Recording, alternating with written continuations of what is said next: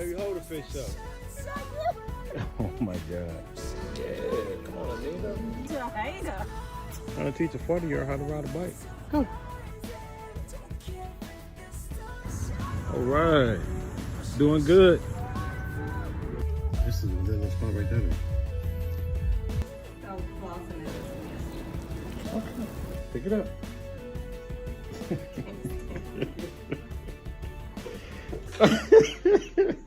Well,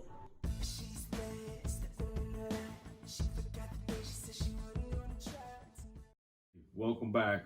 Major Reconstruction. We're back at it again. As promised, we talking about this topic that just keeps coming up. So here we are. It's actually what's today, baby? National Wine Day. National Wine Day. So cheers. Yes. Yep. Cheers to that. So yeah. So what we got today? So we're going to answer the question, which is just so funny to me, but how did I get him to marry me in a year? Now, this is our perspective on this. Now, of course, understanding that we both know there's no magic bullet to get somebody to marry you in a year, but we both are going to share our perspective on how we were able to accomplish that. And specifically as a woman, since women are asking it, I'm going to share my reasons for why I think we were able to commit and ultimately get married in a year. Sounds good. All right. And I will chime in as needed, whether I agree or disagree, one way or the other. So, okay. All right, let's get it going. So I got my phone because I gave this some thought. And so it'll be interesting to see kind of where he falls because he has not seen this list. I have not. But I honestly don't think you'll disagree with any of these, but we'll see. Okay, let's go. So the number one thing that I said is that I prepared for him. And so what I mean by that is I did not start preparing to be a wife and to do the things that we are doing the day I met him. I was preparing for him long before he came. I prayed for him before I knew who he was. And while I was waiting, I was doing the things for myself, whether it was working on my finances or, my career, whatever that is. I worked on myself so that when he came, I would be prepared. So that's the number one thing. So, yeah. No. That sounds spectacular. Yeah, absolutely. So yes, and if you've ever checked out Pastor Michael Ty, he does a whole thing about it is really what you do in your single season. Sorry, I had to carry on. Anyhow, it is what you do in your single season that has a lot to do with what happens next. So with that being said, the next one is, they're not in any particular order. So the next one, and this one I think is big, and this one is, I met him where he was. Say that again. And honestly, this is probably one of the most key things for us in particular, but I met him where he was. Now that was hard. Now I'm not going to front and say I didn't have to constantly check myself and it wasn't a battle to be like, well, I want to be here. What's the problem? And this requires some wisdom and discernment and prayer, I will say, because sometimes you meet people where they are and they have no intention of being here. But God was able to reveal to me, at least sometimes we get it wrong, but I believe that it was very clear that he is going to meet me there. He just needed some time, and I had to have the wisdom to know that. So, because he had it took him a little bit longer to decide that he ultimately wanted to be committed. I knew right off. Yeah. Okay. Yeah. Okay. I told you I didn't think you had any problems with these. So far, so good. You batting 1,000 right now. I think I hit it up for it. You did. That was pretty good. I'm impressed with both of those. Okay. The third thing that, and I say but we did, is we made our relationship fun. Like I tried to be a fun person, and I tried to make our relationship fun, and as did he. So, I mean, when you are enjoying yourself and you're genuinely having fun, that's something you want in your life. And so that is number 3. You know what? I'm surprised. I'm surprised you didn't bring up one thing that for a man is super important, that the woman allow themselves to be this S word.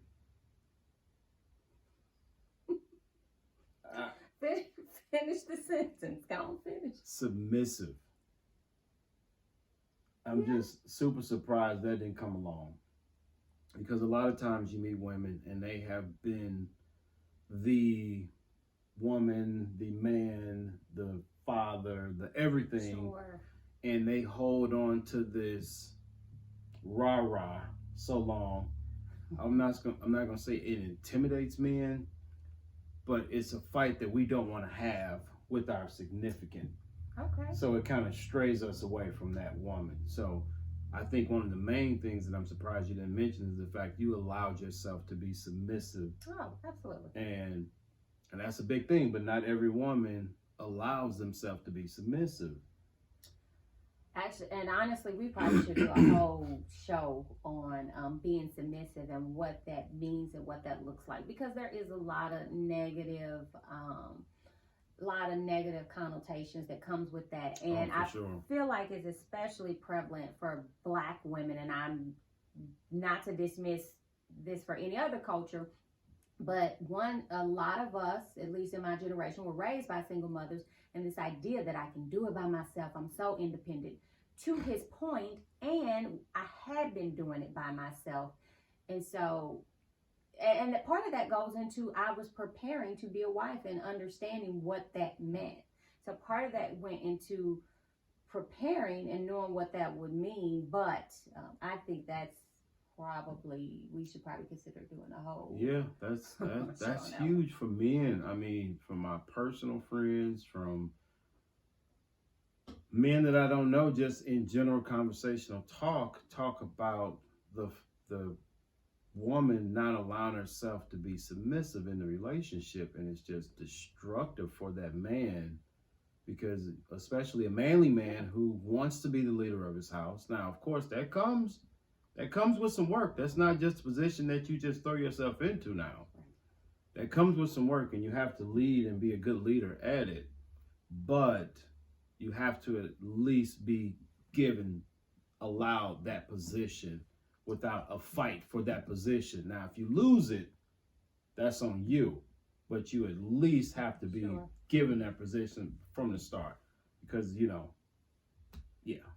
So we won't go too much into that. But yeah, it's so much we can say about that. And I will just say that I'm a confident woman. I know who I am. I know what I bring to the table. And I don't lose any of that by allowing him to lead. I don't lose any of that by submitting to him. If I did, then that's probably a sign that he isn't the right person for me. Allowing him to lead, that actually should catapult me to shine more. Mm-hmm. If he is leading me the way God intended for him to, if he is leading me the way he should lead. Yeah. And so again, we probably should consider, actually, let's put that on the list, because I would really like to dig more into that. Absolutely, me too. Okay. Me too. No, good one. Okay, so the next one I had is that, and I think this one is so important, because we always want to be married. We always want somebody to want us, but I added to his life. I added something to his life. I made his life better. At least I made an intentional effort to add value to his life, to add value to him, to make his life better. I mean, why would somebody want something if it isn't increasing them, if it isn't making them better? And so I'm not saying just, put on this show to try and get what you want. It was genuine. It was sincere, but I kind of made it so he couldn't live without me. True indeed. So, yeah. Thoughts on that one? No, true indeed. That's all facts. As the young ones say, no cap. So, Yeah, that was all facts. She did. She made it very pleasurable to always want to be around her, always wanted her presence, and that's kind of how it started. And yeah, before you knew it, it was like, dang, I haven't seen her in a day or two. And let's be clear also. I was on a mission when we first met. Like I had my guards up way over my head, and with her help, of course, I was able to lower my guards and, you know, take a deeper dive into her and appreciate her time and appreciate the things we did.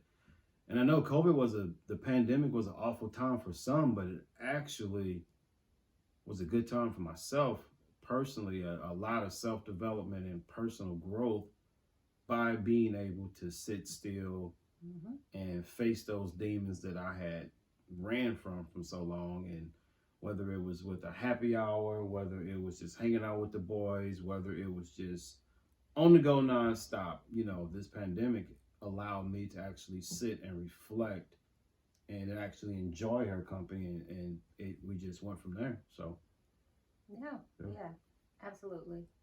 So one thing is that when you talked about having your walls up, that goes back to me saying I met you where you were, because what we tend to do, and I'm bringing this back up, ladies, because what we tend to do is we want to just keep pushing and fighting them about that commitment, especially if we feel like I'm doing this and I'm doing that, I'm doing the things that a committed person does, which is, I did feel that way.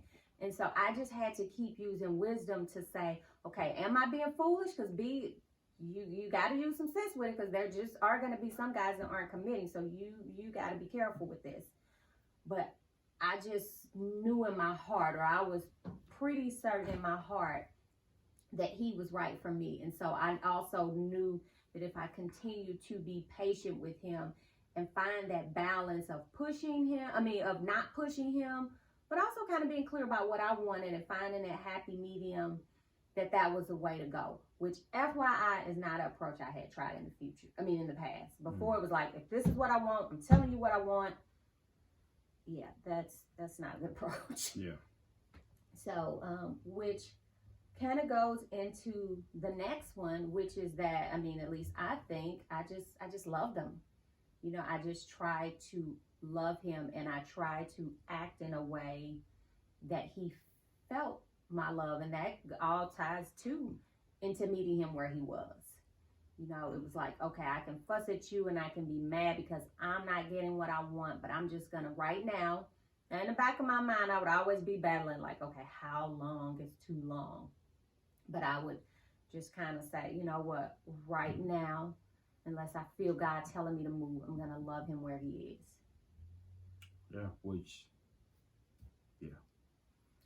I only got one left, and this ties all, wraps it up into it, and then I let go. And when I say that, don't get me wrong, again, there would be days where I would just feel frustrated, because I knew, you know, it's kind of like when you know something is yours, when you know that gift is under the tree, you get anxious. And so there were days, but for the most part, I tried to just trust the process. Now, not at the beginning, but I got to a point where I just kind of let it go. And then he came to me finally and was like, okay, what are we doing? Okay, that's it. We doing this. And this was after I had tugged at him so many times, but then I would just kind of back off, and I let go, and just kind of said, you know, I'm going to trust this. Now, ladies, I ain't saying let go for 5-10 years. That's not what I'm saying, even 2 or 3 for me personally. But I believed in my heart. Like, I believed in him. I believed in us. And I felt like I mostly knew. There was a part of me that just wasn't sure, because he's another person. I can't control what he does ultimately. But I felt like for the most part, I knew that he knew what I knew, which is that we should, you know, we are better together, and we should be together. For sure. So. Yeah, very good. I mean, you pretty much drilled it all. And I was, I guess, from a woman's perspective, Definitely. Since all the ladies are asking, how did I get him to marry me in a year? One thing I'll add about when I said I added to your life, and you saying, yeah, you didn't want to be around me. There were things I physically did too, and I don't mean in a sexual way. So people, because sometimes women think that's just the key to everything, but there were things that I knew walking away, he would be like, dang, I gotta do that myself now. She gone. And same thing with him. Like, it's things he do for me, like just pumping my, he gets my gas in the car. I don't have to worry about my car. Like, I don't have to worry about like, it's a lot of things he do that if he were to leave, I would really have to think about that stuff. And I did those types of things for him as well. I was like, dang, if she gone, I got to figure that out on my own. Yeah. Well, I got to do that myself. Shoot, I better think twice about this. I kind of like having this other person that can take this off of my plate. Yeah, it was definitely a very good team mesh together when we were together. And the things that we did for each other, it just was a good fit. She had been through some things. I had been through some things. We were both at the point in our lives where we just wanted to be happy. We wanted growth. We wanted productivity, we wanted success, we wanted it together, most importantly. And we just went after it and never looked back. It never was a second guess or question as to like, I'm gonna marry her. Like I told her early on, I would have these thoughts of, and it's the weirdest thing in the world, I had these thoughts of like, I would picture myself at the altar, like, what would I be saying to her? And I'm like, what the hell? And they just kept happening, and this was early on, so I was just like, okay, yeah, I probably should hold on to this one for a minute. So, yeah, but that's very good from a woman's perspective. I think you said a mouthful. You said a lot.